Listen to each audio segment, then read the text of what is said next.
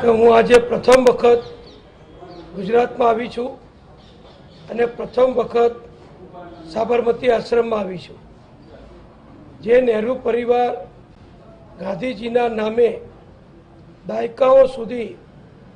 કોંગ્રેસ ઉપર અધિકાર જમાવ્યો, જે નહેરુ પરિવારે દાયકાઓ સુધી ગાંધીજીના નામે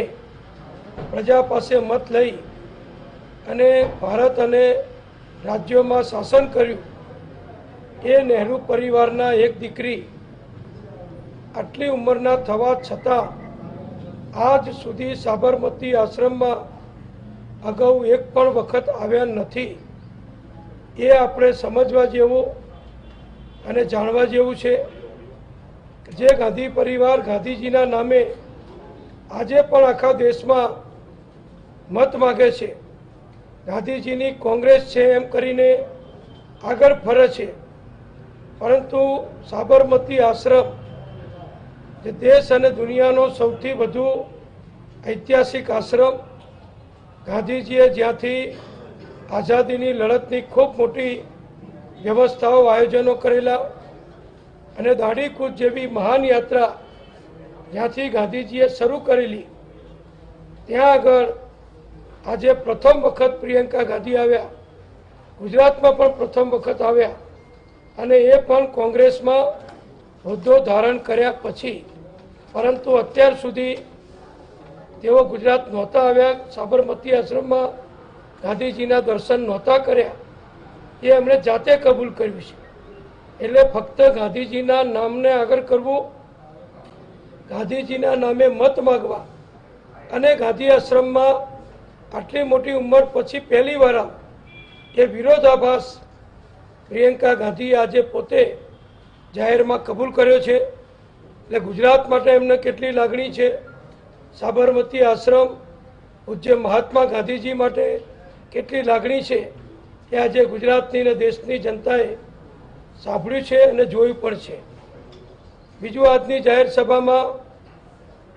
જે ઘણા વખતથી અમે કહેતા હતા કે જે વ્યક્તિએ આખા ગુજરાતને જાતિવાદમાં, જ્ઞાતિવાદમાં જુદા જુદા પ્રશ્નો ઊભા કરી, અનામતનો પ્રશ્ન ઊભો કરી, આખા ગુજરાતની શાંતિ, સલામતી, એકતાને જેમણે મોટું નુકસાન કર્યું, જે વ્યક્તિ યુવા વયે પોતે ભગતસિંહ અથવા કોઈ મોટા નેતાના તરીકે જેને પોતાની જાતને સમાજની સમક્ષ, ગુજરાતની જનતા સમક્ષ આગળ ધરી અને જેને પાટીદાર સમાજે, પાટીદાર સમાજનો એક યુવાન, એક નેતા અને સમાજ માટે લડનાર વ્યક્તિ તરીકે સમર્થન આપ્યું. અને જે વ્યક્તિએ પહેલાં સતત એમ જ કીધેલું કે હું રાજકીય વ્યક્તિ નથી, હું સત્તા માટે નથી આવ્યો, હું સમાજ માટે આવ્યો છું, સમાજને, પાટીદારોને અનામત અપાવવી, પાટીદારોને ઓબીસીનો લાભ અપાવવો, એ જ મારું એકમાત્ર ધ્યેય છે, એમ કરીને જે વ્યક્તિએ આખા ગુજરાતમાં અશાંતિ ફેલાવી, ગુજરાતની જે સમરસતા, દરેક જ્ઞાતિઓ વચ્ચે જે સુમેળ હતો એમાં મોટો ભેદ પાડવાનો, મોટા ભાગલા પાડવાનો જે પ્રયત્ન કર્યો, એ વ્યક્તિ હાર્દિક પટેલ આજે કોંગ્રેસમાં જોડાયા છે. હું આપ સૌને મીડિયાના મિત્રોને ખાસ જણાવીશ કે તમારી બધાની લાઇબ્રેરીમાં પણ અને છાપાઓના પ્રેસ કટિંગમાં પણ તમે શરૂઆતથી જોઈ શકો છો કે જ્યારથી આંદોલન ચાલુ થયેલું ત્યારથી અમારા ભારતીય જનતા પક્ષ તરફથી, અમારી સરકાર તરફથી અમે સતત કહેતા હતા કે આ વ્યક્તિ એ કોઈ સમાજના સેવા માટે, સમાજને કોઈ લાભ અપાવવા માટે કે પાટીદારોને અનામતનું કોઈ મોટું ફાયદો કરાવવા માટે એ અત્યારે પ્રયત્ન નથી કરતા. પણ કોંગ્રેસના એક છુપા આશીર્વાદથી, કોંગ્રેસની મદદથી, આર્થિક મદદ કોંગ્રેસની, પડદા પાછળની બધી જ મદદ કોંગ્રેસની, અને કોંગ્રેસના ઈશારે જ આ વ્યક્તિ ભારતીય જનતા પક્ષ કે જેમાં પહેલેથી જ પાટીદાર સમાજ 95% કરતાં વધુ સમર્થન કરતો હતો, એ પાટીદાર સમાજને વેરણ છેરણ કરવો, એ પાટીદાર સમાજમાં ભાગલા પડાવવા અને એ પાટીદાર સમાજને અન્ય જ્ઞાતિ સમાજોથી અલગ પાડી દેવો, એવો જે કોંગ્રેસનો એક ભાગલા પાડોને રાજ કરવા માટેની જે નીતિ હતી, એનું એક એજન્ટ તરીકે હાર્દિક પટેલે કામ કરેલું. અગાઉ અનેક વખત પ્રેસ કોન્ફરન્સોમાં અમે આ બધું સતત કહેતા હતા, ત્યારે એમના તરફથી એને નકારવામાં આવતું હતું અને એમ જ કહેવામાં આવતું હતું કે હું સમાજ માટે આવ્યો છું, મારે રાજકારણમાં જોડાવાનું નથી, હું કોઈ હોદ્દા માટે નથી આવ્યો. પરંતુ અમે જે કહેતા હતા એ બધું જ આજે અક્ષરશ સાચું પડ્યું છે. અનેક બાઇટોમાં, અનેક કાર્યક્રમોમાં અમે આ વાત જનતા સમક્ષ મૂકતા હતા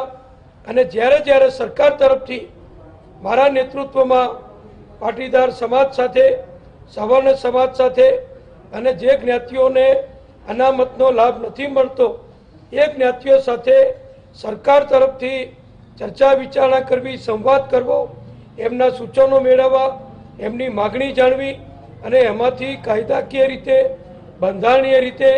કેટલું શક્ય છે એ બધું જ આપવા માટે અમારી સરકાર જ્યારે પ્રયત્ન કરતી હતી, ત્યારે જ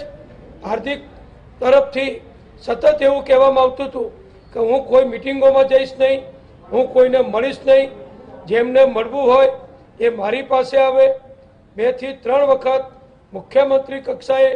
જે મિટિંગ ગોઠવાવેલી એમાં પણ ઉપસ્થિત ના રહ્યો. અને છેલ્લી હદ તો ત્યારે આવી કે પાટીદાર સમાજની જે ઊંઝા ઉમિયા માતા સંસ્થાન હોય, ખોડલ માતા સંસ્થાન હોય, સિત્સર સંસ્થાન હોય, સુરત પાટીદાર સમાજ હોય કે અમદાવાદ પાટીદાર સમાજ હોય, અમારી શૈક્ષણિક, ધાર્મિક, સામાજિક સેવાઓ આપતી મોટી મોટી વિશાળ સંસ્થાઓ હોય, એના હોદ્દેદારો તરફથી પણ જ્યારે સરકાર સાથે વાટાઘાટ કરવાની વાત આવી, પ્રશ્નનું યોગ્ય નિરાકરણ કરવાની વાત આવી, ત્યારે આ જ હાર્દિકે એમ કહેલું કે હું કોઈ ધાર્મિક સંસ્થા, કોઈ સામાજિક સંસ્થાને માનતો નથી,